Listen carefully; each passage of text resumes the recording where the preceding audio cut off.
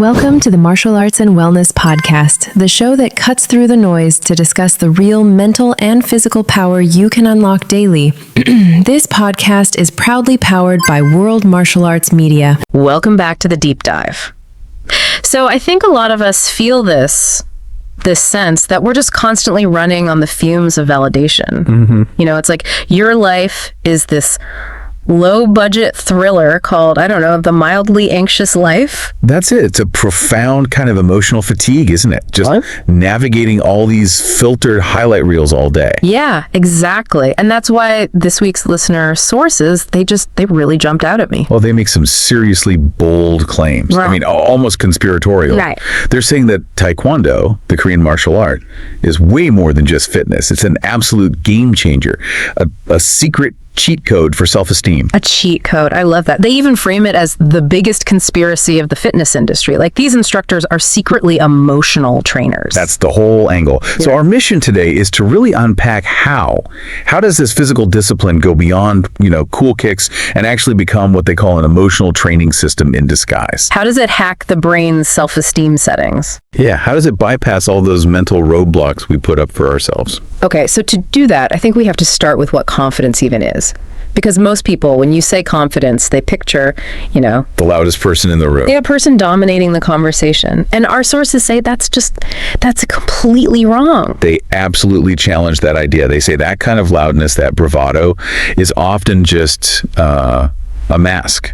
It's insecurity. So what is real confidence, according to them? True confidence is... Yeah. It's the quiet, unbreakable certainty that you can handle whatever life throws at you. Right. It's based in competence, not volume. And that competence, it applies to a work presentation just as much as it does to, like, a physical pick. Exactly. And the psychological shift they describe, the contrast between the before and after mindset is just... it's fascinating. What do they say? Well, the pre-Taekwondo mind has confidence like a, quote, mood ring. It's always scanning for threats, looking for the exit strategy the second you walk into a room. Oh, I know that feeling. You walk in somewhere new and you're immediately mapping the quickest way out if things get awkward. We all do it. But they claim that once you start training, that whole internal script changes. Okay. Instead of looking for the exit, your brain starts asking, all right, where's the power stance spot? Where can I stand and just, take up space? But that's a huge shift. And it starts somewhere really uncomfortable, right? The beginner's hurdle. The initial vulnerability is terrifying. You step into the dojang, the training hall, and you're just surrounded by people moving with this incredible grace. And you're over there just trying to figure out how to tie the belt on your uniform, the dobok, without tripping over your own feet. Yes. But that's where the magic starts. You are forced to fail, but safely and in public. Your first attempt at a high kick, the sources call it a dramatic stumble. I can picture that. And that awkwardness, it just dismantles your ego. You learn that failing in front of people, it's not a catastrophe. It's just data. It's just part of the process. So that reframing of failure is the foundation. But let's get into the core mechanism. They're very clear on this. Small wins are the secret sauce. This is the genius of it. And it's a genuine neurohack. In our world, we're taught to only celebrate the huge wins, right? The promotion, the gold medal. And those goals feel so far away that it's easy to just burn out or give up. Exactly. But Taekwondo, it breaks competence down into these tiny, daily, achievable micro victories. Give me some examples. What kind of small wins are they talking about? They're so simple, but so powerful.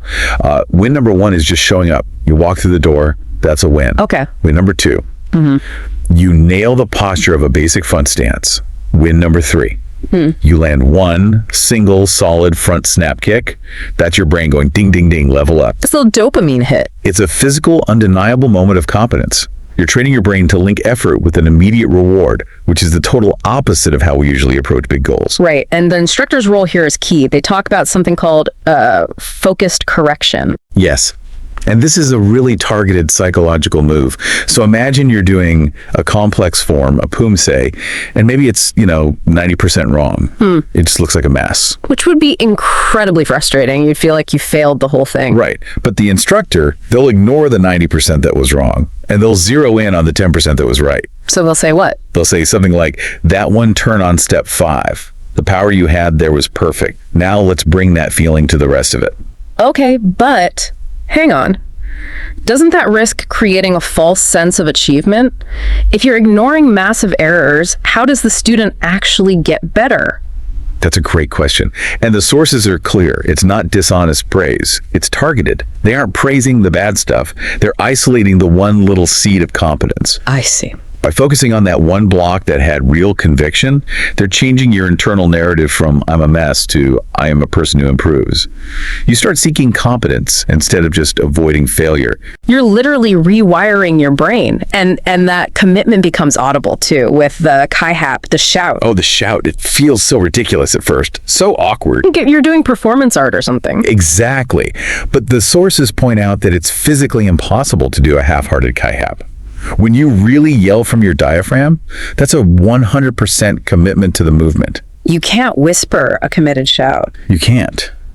Psychologically, it's a declaration of self-worth. You're literally taking up space acoustically in a world that so often tells us to be quiet and shrink. It forces you into the present moment. And that leads perfectly into what the sources call embodied confidence. The shout is the sound of power, but then there's the physical, silent declaration your body starts to make. It's the physical proof of all those tiny wins. You're not just getting fitter, your actual posture changes. You spend all this time holding a proper guard stance. So your shoulders go back, your spine is aligned. You start standing taller. It's not about vanity. It's a psychological tool. When your posture projects confidence, the world literally starts interacting with you differently. It's a feedback loop. The ultimate positive feedback loop. You stand tall, so people treat you as more competent. And when the world treats you as capable, your brain starts to believe it. It becomes authentic. And that's the feeling that lets you tackle a big project at work. Or, I love this example from the sources, confidently ask the barista to remake your coffee without apologizing for 10 minutes. It's all connected. The ability to do something physically complex translates directly to handling something mentally complex. But the moment that really crystallizes all of this, the ultimate test, is the board break. Ah, yes, the board break. Everyone knows the image, but the internal battle that comes before it is intense. You're just staring at this piece of wood and it looks pretty solid. It looks solid, and every single voice of self-doubt you've ever had starts screaming at you, "You can't do this, you're gonna get hurt, you're gonna fail in front of everyone." It's your entire anxiety committee having a meeting in your head. And you have to just ignore all of it and commit.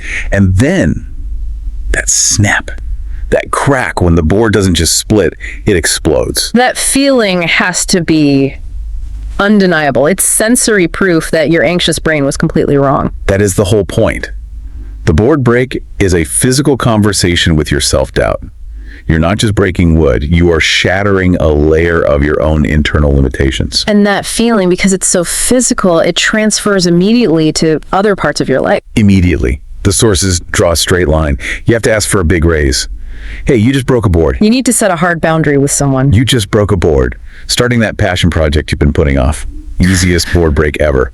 It completely reframes what difficult even means to you. So you have the micro wins, the commitment of the kai-hap, the proof of the board break, but the final piece, the thing that makes it sustainable, has to be the community. Right. The dojang is described as the ultimate detox from the toxicity of social media comparison. Because everyone is on their own journey. Everyone is. There's a rank structure, sure, you respect the black belts, but everyone is still a student. There's no judgment, just constructive feedback.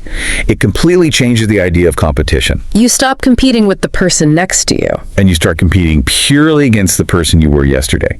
That's the huge shift. It goes from, am I good enough, compared... Now that you know that real confidence is built, not bought, the question is, are you ready for the capable, certain person you're about to become? That wraps up another episode of the Martial Arts and Wellness Podcast. Thank you for tuning in with us. Be sure to subscribe so you don't miss next week's discussion. And remember to check out more content from World Martial Arts Media.